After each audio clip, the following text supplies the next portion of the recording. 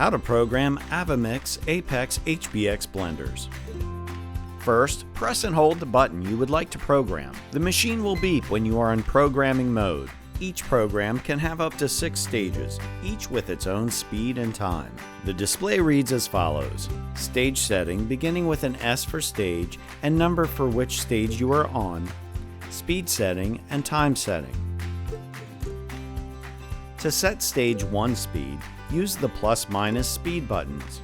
Speed settings range from 1 to 8. Next, set stage 1 time by using the plus/minus time buttons. The timer can be set in 1-second increments up to 90 seconds. Press the button you are currently programming to set the next stage.